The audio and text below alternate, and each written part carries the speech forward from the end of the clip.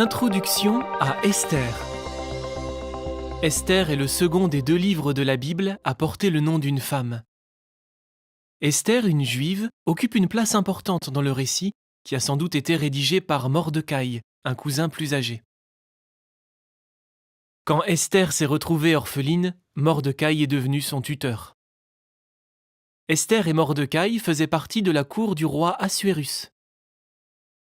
La cour royale était à Suse. La ville de Suse était située au cœur de l'Empire perse, dont le territoire s'étendait de l'Inde à l'Éthiopie. Le livre d'Esther rapporte des événements qui ont débuté en 493 avant notre ère.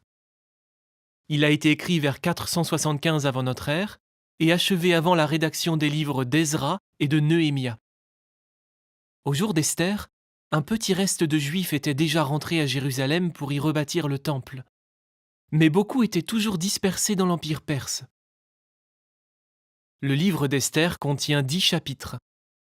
Les chapitres 1 et 2 racontent comment le roi perse fait rechercher une nouvelle reine à travers tout l'Empire. Esther est finalement choisie. Les chapitres 3 à 7 dévoilent comment Haman, un ennemi du peuple de Dieu, est nommé Premier ministre et fomente un complot pour exterminer les Juifs. Haman se sert de l'anneau sigillaire du roi pour sceller un décret ordonnant de tuer tous les Juifs, y compris Mordecai. S'il réussit, le plan de Haman interrompra la lignée menant au Messie. Esther apprend l'existence de ce complot. Elle décide alors de suivre le conseil de Mordecai et d'aller voir le roi. Le saviez-vous ? Celui qui se présentait devant le roi sans avoir été convoqué pouvait être condamné à mort. Il n'y avait que si le roi tendait son sceptre d'or au coupable que celui-ci était épargné. Esther parle courageusement au roi et lui révèle le sinistre complot. En l'apprenant, le roi entre dans une colère si grande qu'il fait exécuter Haman. Les chapitres 8 à 10 relatent comment Mordecai est nommé Premier ministre à la place de Haman. Esther et Mordecai édictent un nouveau décret, scellé de l'anneau sigillaire du roi, qui autorise les Juifs à se défendre en cas d'attaque.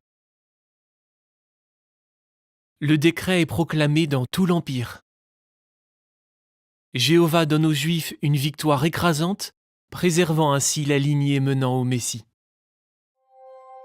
Au cours de votre lecture, notez comment Mordecai et Esther ont habilement utilisé le système juridique perse pour protéger les Juifs. Comment Jéhovah est capable de délivrer son peuple de toute situation, et comment la jeune Esther a courageusement risqué sa vie pour protéger le peuple de Dieu et la lignée menant au Messie.